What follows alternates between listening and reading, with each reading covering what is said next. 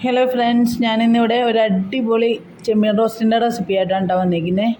1/2 kilo ചെമ്മീൻ നമുക്കത് റോസ്റ്റാക്കി എടുക്കാം. അതിന് വേണ്ടിയിട്ട് 2 സവാള, 2 പച്ചമുളക്, കുറച്ച് വേപ്പില, ഇഞ്ചി, വെളുത്തുള്ളി എന്നിവയാണ് എടുത്തേക്കുന്നത്.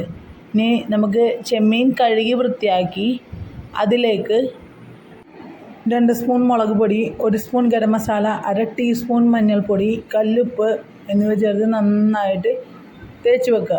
ഒരു നുള്ള് വിനാഗിരിയും കൂടി ചേർക്കണേ. അതിനുശേഷം ഒരു പാൻ അടുപ്പത്തേക്ക് വെച്ച് അരിഞ്ഞു വെച്ചേക്കുന്ന സവാള, പച്ചമുളക്, വേപ്പില, ഇഞ്ചി, വെളുത്തുള്ളി എന്നിവ ഇട്ട് ഒന്ന് വാടി വരുമ്പോഴത്തേനും നമ്മൾ തേച്ച് വെച്ചേക്കുന്ന ചെമ്മീനും കൂടി ഇട്ട് നന്നായിട്ടൊന്ന് മിക്സ് ചെയ്ത് പാകത്തിന് വെള്ളമൊഴിച്ച് വേവിക്കാം. വെള്ളമൊഴിച്ച് വേവിക്കുന്ന വഴറ്റിയെടുക്കുന്ന വീഡിയോ സ്കിപ്പായി പോയിട്ടോ. ഇതുപോലെ നന്നായിട്ടൊന്ന് 1/2 ഗ്ലാസ് വെള്ളമൊഴിച്ച് നന്നായിട്ടൊന്ന് വേവിച്ച് വരട്ടി എടുക്കുക. ഇപ്പം നല്ലോണം വരണ്ട് വന്നിട്ടുണ്ട്. നല്ല സെറ്റ് അടിപൊളി ചെമ്മീൻ റോസ്റ്റ് ഇവിടെ റെഡി ആയിട്ടുണ്ട് കേട്ടോ.